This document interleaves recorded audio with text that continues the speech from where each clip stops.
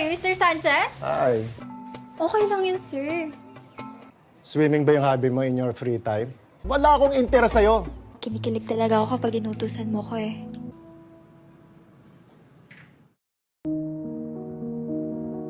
Hai guys, kali ini aku akan nyeritain film dengan judul Cheater tahun 2024, mengisahkan tentang seseorang wanita yang menjalani hidupnya dengan sangat membagongkan.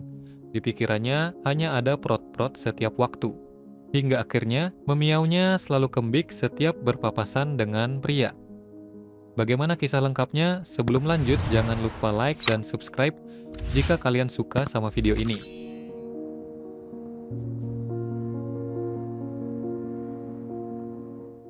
Kisah berawal dengan menampilkan keadaan resort mewah yang dipenuhi orang-orang dengan segudang kesibukan.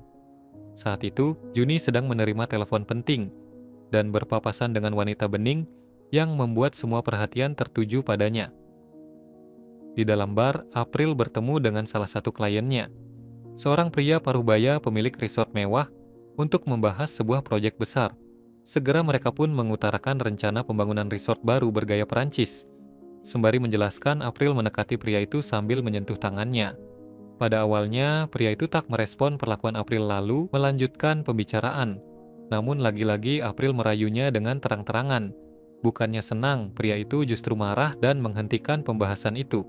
Yang ternyata pria itu merupakan pecinta rudal balistik antar benua. Hal itu tentu saja membuatnya jijik dan tak ingin bertemu dengannya lagi. Pria itu lalu pergi meninggalkan April begitu saja. Dan tentu saja sudah pasti April terancam kehilangan proyek itu. Dia tak menyangka kliennya kali ini adalah pecinta rudal balistik. Kaya pala dito nyo napiling magtayo ng resort. Okay lang yun, sir. It's not the vibe that I want. Inspired by French colonial villas? I'm gay! Tsaka, ganito ba yung kultura sa firm nyo? Kami na lang ng boss mo ang mag-uusap. I'm not into oysters. Sir! Malam itu, untuk melampiaskan rasa frustasinya, April pun duduk sendirian di sebuah kafe. Di sana, April mendapat telepon dari Mark, kekasihnya, sekaligus ketua tim di tempat ia bekerja. Bukannya mendapatkan hiburan, April justru mendapatkan teguran dan terancam dikeluarkan dari proyek tersebut. Bahkan April harus kehilangan muka di depan calon mertuanya, yang merupakan pemilik perusahaan tempat ia bekerja. Juni, yang sejak tadi memperhatikan, mencoba mendekati April, sesaat setelah April menutup telepon Mark.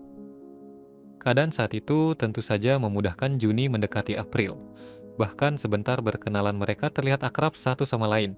Perlakuan Juni membuat April merasa nyaman dan terhibur. Johnny nga pala. April. Oh. Ano pa ang the best kainin yung calamares? Nagpunta lang ako sa isang business meeting. Tak cukup dengan makan bersama, obrolan itu ternyata masih berlanjut di pinggir kolam jauh dari keramaian. Diceritakan keberadaan Juni di sana, ternyata untuk memantapkan pikirannya sebelum melamar kekasihnya. Setelah lama berbicara, April yang merasa gerah dan sedikit oleng, tiba-tiba saja melepas gaunnya. Dia lalu masuk ke dalam kolam dan mengajak Juni untuk ikut berenang bersamanya. Karena terbawa suasana, kedua orang itu akhirnya menghabiskan malam bersama dengan prot-prot di dalam kolam renang.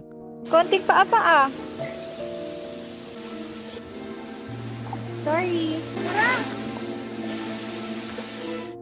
Cerita kemudian berlanjut sesuai rencana. Juni akhirnya memantapkan pilihannya dan menikahi Mei, kekasihnya. Dengan begitu romantis, Juni mendekor semuanya. Namun dikarenakan cincin pemberian Juni terlalu kecil, Mei lebih memilih Juni memakaikan berlian mewah pemberian orang tuanya di jari manisnya. Untuk merayakan pertunangan itu, mereka pun menghabiskan malam bersama dengan prot-prot. Namun tak seperti sebelumnya, malam itu Juni ngeprot-prot Mei dengan kasar. Karena kesakitan, Mei pun berhenti di tengah permainan. Karena ketidakmampuannya memberikan pernikahan mewah seperti yang diharapkan Mei, membuat Juni merasa direndahkan. Ditambah lagi statusnya memang sangat jauh berbeda dari Mei, yang merupakan putri seorang pengusaha kaya raya.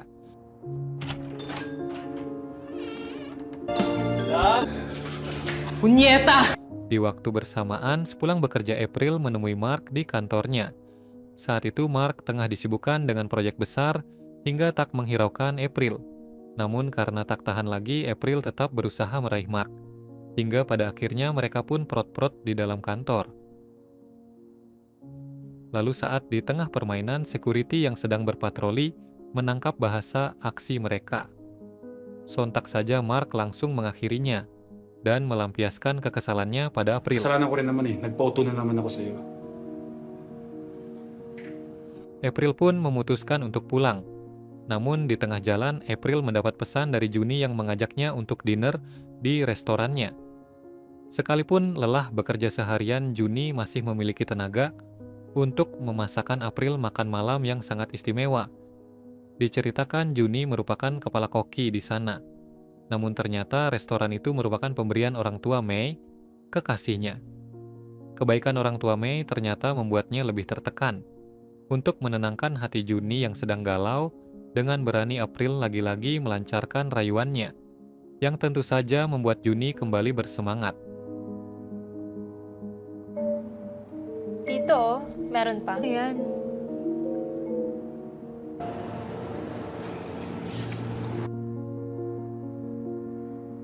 Keesokannya di kantor, April dan Mark harus menerima keputusan dari ayah Mark yang meminta mereka berdua untuk keluar dari tim proyek besar mereka.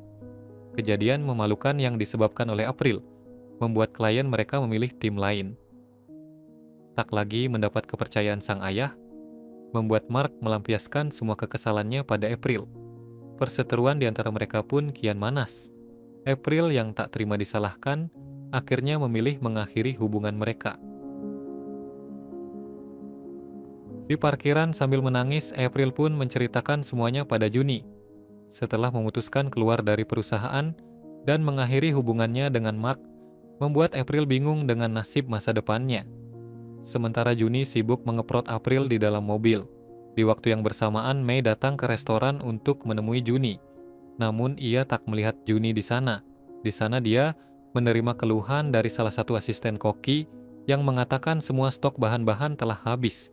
Merasa adanya kejanggalan, Mei pun memeriksa rekaman CCTV untuk mencari tahu pengeluaran bahan-bahan di dapur.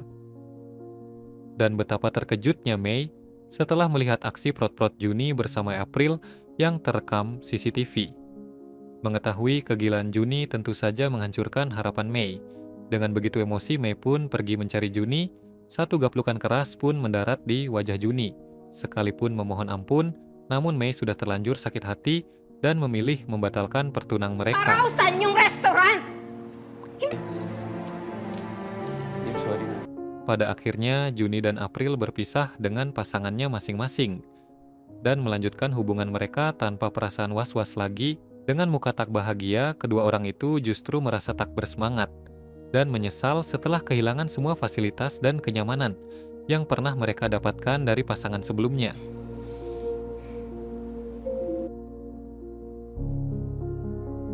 Itulah cerita film Cheater. Jika kalian suka sama videonya, jangan lupa like, komen, share, dan subscribe ya guys. Sampai jumpa di video selanjutnya.